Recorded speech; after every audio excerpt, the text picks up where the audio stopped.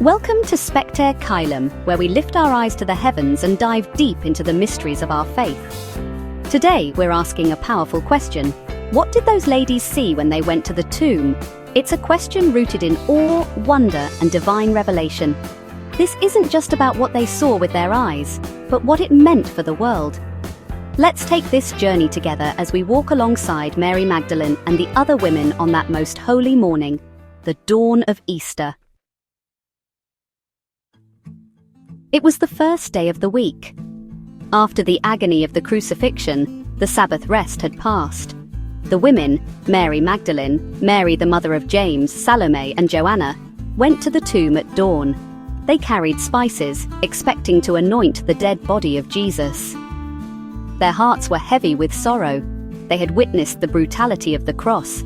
Their beloved teacher, whom they had followed and served, had died. This was meant to be a quiet moment of mourning, but heaven had other plans. When they arrived, they saw something unexpected. The stone had been rolled away. This wasn't a small stone, casually nudged aside. This was a great stone, sealed and guarded. They peered inside, and Jesus was not there. What confusion, what fear, what wonder! The Gospel accounts give us different angles like facets of a diamond. In Matthew, there is a violent earthquake, and an angel of the Lord descends, his appearance like lightning. The guards shake and become like dead men. In Mark, the women see a young man in a white robe who tells them, "He has risen. He is not here." Luke tells us they saw two men in dazzling apparel who asked, "Why do you seek the living among the dead?" John focuses on Mary Magdalene, who runs to Peter and John and says, "They have taken the Lord out of the tomb, and we do not know where they have laid him." Each version captures truth through different lenses, but one truth remains constant. The tomb was empty. Now, let's pause and consider the messengers. The Gospels speak of angels, bright, radiant, and full of glory. These weren't ordinary men. These were messengers from heaven. Their presence was terrifying, overwhelming, and awe-inspiring. They didn't just proclaim facts. They proclaimed hope. He is not here. He is risen. They reminded the women of Jesus' words, that he must suffer, be crucified, and rise again. Suddenly, the pieces began to fall into place. The tomb wasn't just empty, it was a turning point in the cosmos. One of the most moving accounts comes from the Gospel of John. Mary Magdalene, heartbroken and confused, stays at the tomb even after the others leave. She sees the angels but doesn't yet understand. Then she turns and sees someone she thinks is the gardener. He says her name, Mary. And suddenly, everything changes. She sees him, not a ghost, not a vision, but Jesus himself risen from the dead. She cries out, "Rabboni!" which means teacher. This is the first personal encounter with the risen Christ. And it is given to a woman who loved him deeply, a woman who stayed. This tells us so much about God's heart. He reveals himself to the faithful, to those who seek, to those who mourn. So now, let's answer the question again.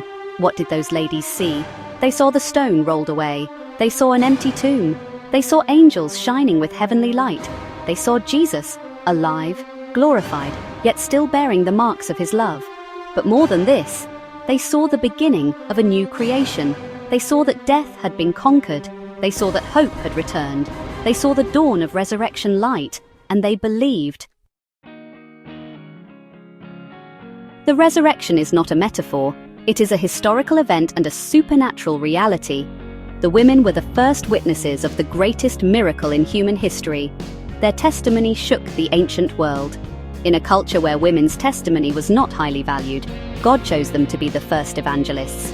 This was not an accident, it was divine intentionality.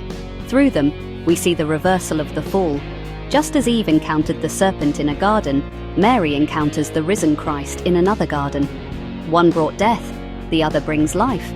They saw the fulfillment of all God's promises. They saw the living proof that sin and death do not have the final word.